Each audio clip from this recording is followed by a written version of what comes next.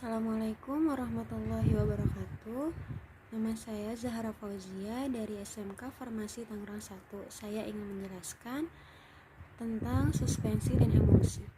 Suspensi adalah sediaan cair yang mengandung partikel padat tidak larut yang terdispersi dalam fase cair. Alasan dibuat suspensi yaitu zat aktifnya tidak larut dalam pelarut diformulasi sedemikian rupa sehingga zat aktif tersebut berada dalam suatu sediaan yang stabil. Suspensi terbagi menjadi beberapa, yaitu suspensi oral, suspensi topikal, suspensi tetes telinga, suspensi optalmik, suspensi injeksi. Pertama, suspensi oral adalah sediaan cair yang mengandung partikel padat yang terdispersi dalam pembawa cair dengan bahan pengaroma yang sesuai dan ditujukan untuk penggunaan oral. Kedua, suspensi topikal adalah sediaan cair yang mengandung partikel padat yang terdispersi dalam pembawa cair untuk ditujukan penggunaan pada kulit. Beberapa suspensi yang diberi etiket sebagai lotion termasuk dalam kategori ini. Yang ketiga, suspensi tetes telinga adalah sediaan cair yang mengandung partikel-partikel halus yang ditujukan untuk diteteskan telinga bagian luar. Yang keempat, suspensi optalmik adalah sediaan cair steril yang mengandung partikel-partikel yang terdispersi dalam cairan pembawa untuk pemakaian pada mata. Obat dalam suspensi harus dalam bentuk termikronisasi agar tidak menimbulkan iritasi atau goresan pada kornea. Yang kelima, suspensi untuk injeksi adalah sediaan berupa suspensi serbuk dalam medium cair yang sesuai dan tidak disuntikkan secara intravena atau ke dalam larutan spinal. Beberapa faktor yang mempengaruhi stabilitas suspensi ialah: pertama, ukuran partikel; kedua, kekentalan atau viscositas; ketiga, jumlah partikel atau konsentrasi; keempat, sifat atau muatan partikel.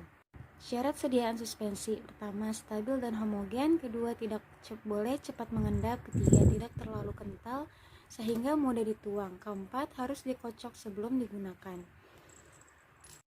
Keuntungan sediaan suspensi yaitu: pertama, penggunaan pada anak-anak atau orang dewasa yang mengalami kesulitan dalam menelan tablet atau kapsul; kedua, lebih mudah diabsorpsi daripada tablet karena luas permukaan kontak dengan permukaan saluran cerna tinggi; ketiga, rasa yang tidak enak dapat ditutupi dengan penggunaan suspensi dari obat atau derivatif.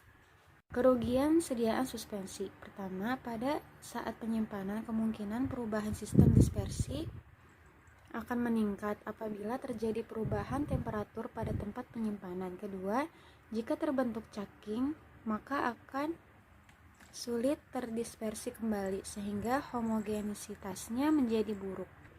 Contoh sediaan suspensi yaitu Milanta, Caladin, dan Promah.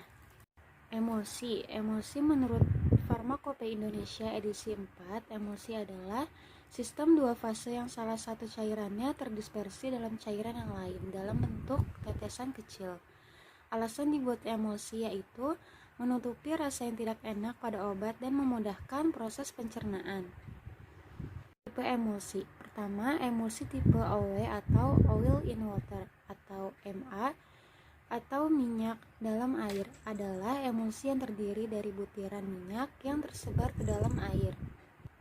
Minyak sebagai fase internal dan air sebagai fase eksternal. Kedua, emulsi tipe WO atau water in oil atau AM atau air dalam minyak adalah emulsi yang terdiri dari butiran air yang tersebar ke dalam minyak. Air sebagai fase internal dan minyak sebagai fase eksternal. Tujuan pemakaian emulsi yaitu: pertama, dipergunakan sebagai obat dalam atau peroral, umumnya tipe OW.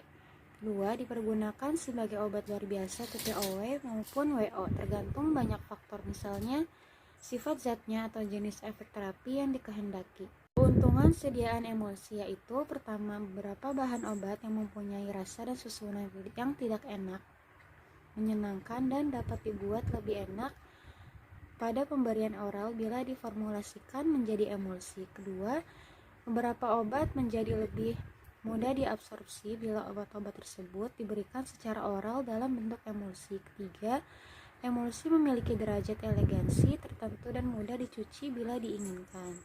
Kerugian emulsi yaitu kerugiannya kadang-kadang sulit dibuat dan membutuhkan teknik pemprosesan dan keahlian yang khusus.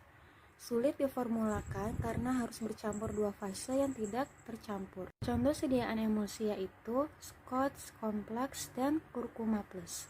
Demikian dari saya. Wassalamualaikum warahmatullahi wabarakatuh.